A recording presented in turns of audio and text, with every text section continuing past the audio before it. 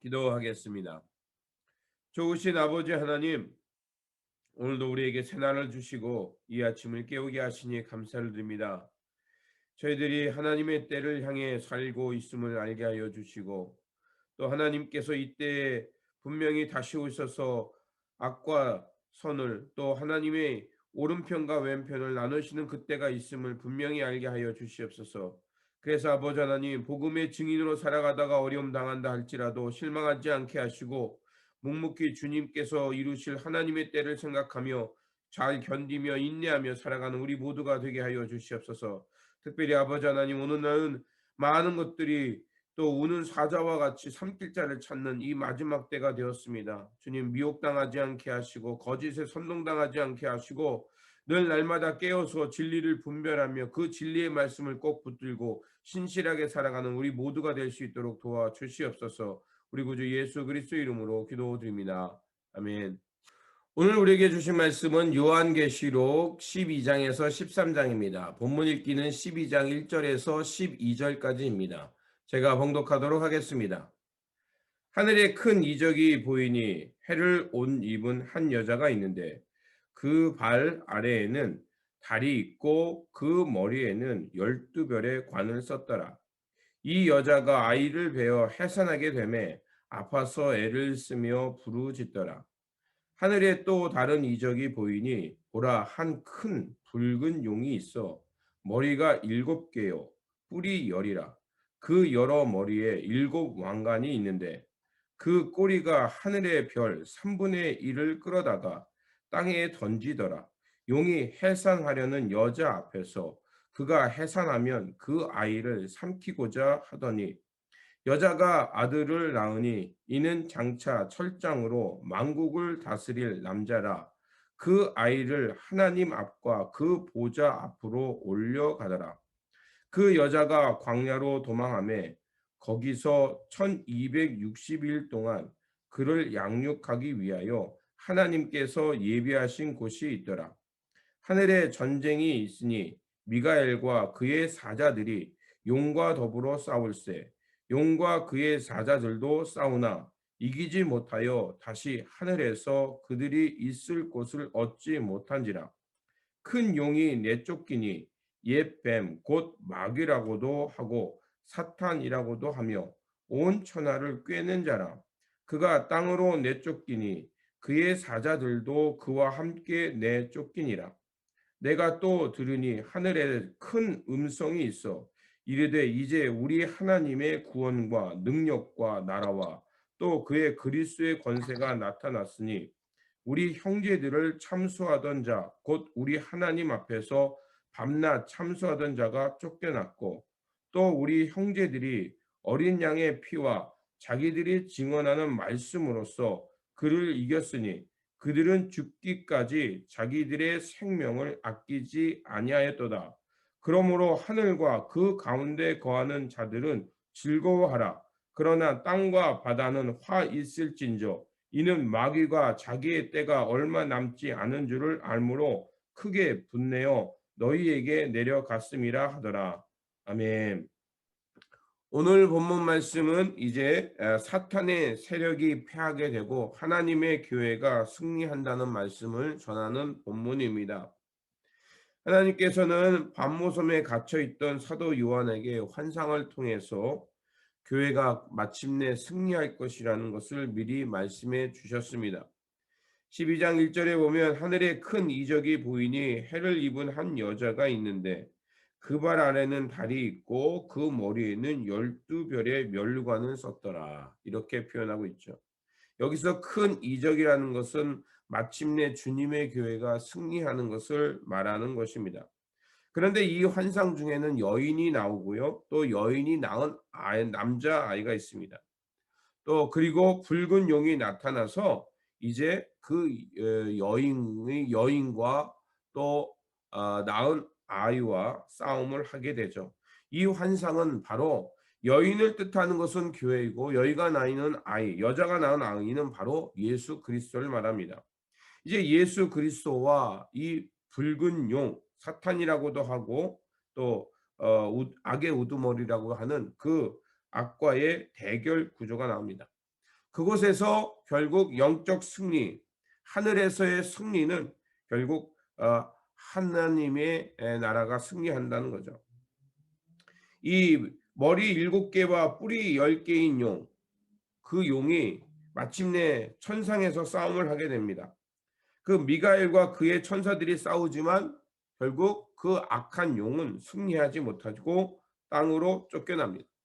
땅으로 쫓겨난 용은 이제 그 남자 아이를 낳은 여인, 즉 교회를 쫓아가 박해하게 합니다. 하나님은 하지만 그 여인을 광야로 피신하게 하고 그 광야에서 하나님은 이제 그 여인이 그 보호를 받도록 합니다. 이 말씀은 로마의 박해 속에서 교회가 광야로 피신하게 되고 그곳에서 복음을 지키며 살아갈 수 있도록 지켰던 그때의 역사를 말하는 것입니다. 그리고 13장에서는 이제 바다에서 또다시 기이한 짐승이 나옵니다. 근데 그 짐승은 이제 용이 가졌던 권세를 가지고 이제 거짓으로 성도들을 유혹하고 핍박하게 됩니다. 이러한 표현은 바로 그 당시 로마 교회에 있었던 로마의 지배하에 있었던 교회들이 이 탄압을 막고 또 뿐만 아니라 많은 거짓들이 나와서 교회를 유혹하고 있는 것을 말하는 것입니다. 이렇게 사악한 짐승의 모습, 폭력은 기독교의 모습이 아니고 또 예수 그리스도가 보여주신 모습이 아닙니다.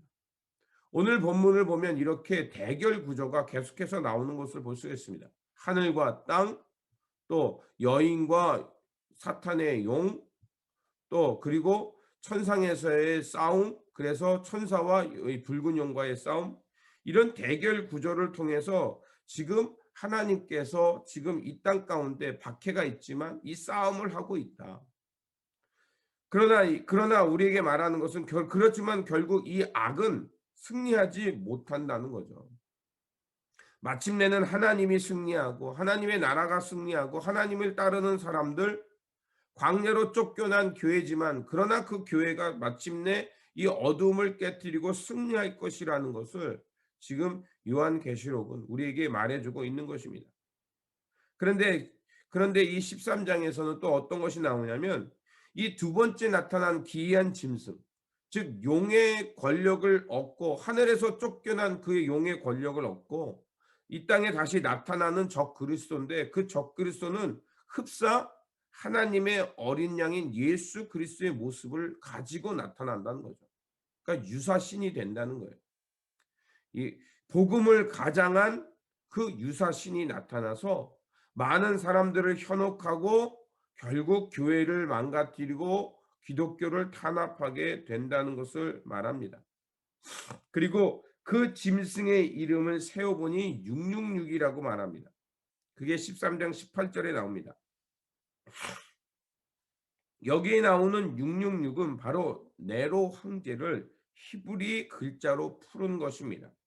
네로 황제의 이름을 히브리어로 네론 쾌사르라고 표현합니다. 이 단어의 자음의 횟수가 모두 6이죠. 그래서 이 자음의 횟수를 가지고서 네로를 지금 비판하고 있는 겁니다. 그리고 성서에서 7은 완전수인데 6은 부족하잖아요. 그러니까 결국 이 네로 황제가 유사신이 되어서 교회를 박해하고 많은 사람들을 거짓으로 현혹해서 교회를 망가뜨리고 있는 사람이다. 그러니까 결코 네로 황제가 주가 아니고 우리 그 로마의 박해 속에서 돌아가셨지만 3일 만에 부활하시고 우리에게 진정한 하나님 나라의 길을 보여주신 예수 그리스도가 우리의 주다. 그것을 지금 말하고 있는 것입니다. 이런 환상과 예언을 통해서 지금 고통받고 있는 그 초대교회 그리고 그 교인들을 위로하면서 장차 하나님의 나라는 승리할 것이고 또한 지금 박해가 있는 것은 하나님께서 공중권세 잡은 자를 싸워서 승리했지만 그의 남은 잔당들 이제 용과 싸움에서 사탄과의 싸움에서 하나님이 이기셨지만 이제 그 용의 잔당들 부하들이 남아서 지금 교회를 탄압하고 있지만 결국 그들도 결국 이 땅에서 쫓겨날 것이라는 것을 말하면서 이 박해의 시간, 고난의 시간을 잘 견디라는 것입니다. 그래서 이 땅에 남아있는 교회, 이 땅에 남아있는 그리스도의 증인들, 세상의 유혹과 또 세상의 어떤 거짓 유사신들이 나타나서 유혹한다 할지라도 그것에 미혹되지 말고 하나님이 공중권세 잡은 자를 승리하셨던 것처럼 그 졸개들과 싸워서 그 박해를 잘 견디면서 마침내 승리하라는 것을 말해주고 있는 것입니다. 그렇다면 하늘의 공중 권세 잡은 자와 싸움에서 하나님이 승리하셨고 그리고 그 잔당들이 남아서 이 땅에 어두움을 밝히며 어두움을 이끌어가고 또 교회를 탄압하고 있는 이 시기에 그러면 이 남아있는 복음의 증인들 이 땅의 교회가 어떻게 이 싸움에서 승리하며 살아갈 것인가? 하나님의 승리를 얻은 자답게 이 사탄의 잔등들과 싸워서 승리하는 길은 무엇일까요? 바로 12장 11절이 우리에게 그 길을 말해주고 있습니다. 본문에 보면 또 우리 형제들이 어린 양의 피와 자기들이 증언하는 말씀으로써 그를 이겼으니 그들은 죽기까지 자기의 생명을 아끼지 아니하였도다. 여기에 세 가지 길을 말합니다. 첫째는 보혈의 능력을 힘입고 나갔다는 것. 그리고 말씀으로써 그를 이겼으니, 그러니까 말씀에 붙들려서 이 세상을 잘 분별하며 주님의 길을 걸어갔다는 거죠. 그리고 마지막으로 주님을 향해 끝까지 충성했다는 것입니다. 이 세상의 어두움이 교회를 핍박하고 훼손합니다.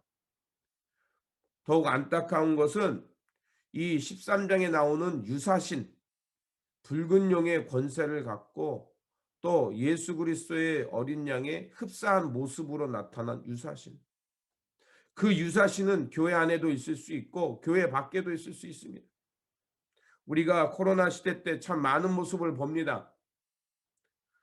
기독교인이라는 탈을 쓰고 기독교와 반대적인 행위를 하는 사람들도 있습니다.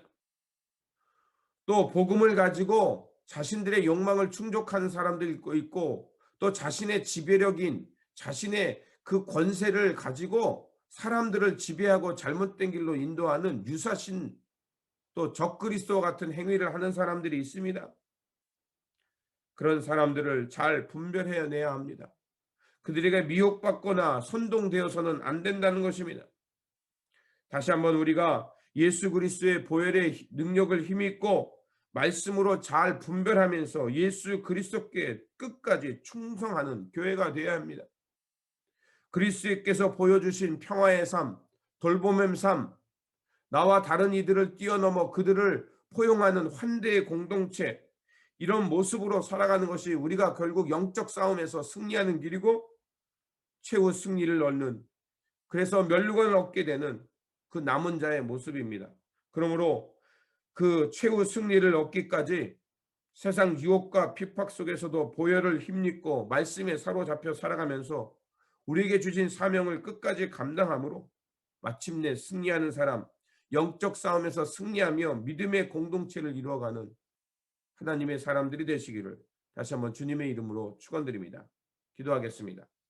좋으신 아버지 하나님, 말씀을 통해서 하나님의 나라와 이 세상과의 싸움이 있음을 알게 하셨고 땅 가운데 어둠이 있는 것은 그 패배한 잔당들이 남아서 이 세상을 혼란스럽게 하고 교회를 핍박하고 있다는 것을 알게 하셨습니다.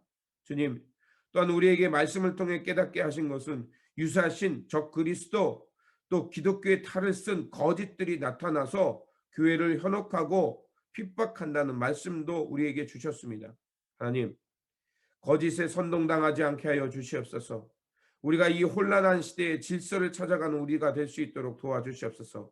그 길은 다른 것이 아니라 예수 그리스도의 보혈을 힘내는 것이며 또 주님의 말씀을 붙들고 이 세상을 분별하는 것이며 또 우리에게 주실 사명을 끝까지 충성하는 것임을 깨닫게 하셨습니다.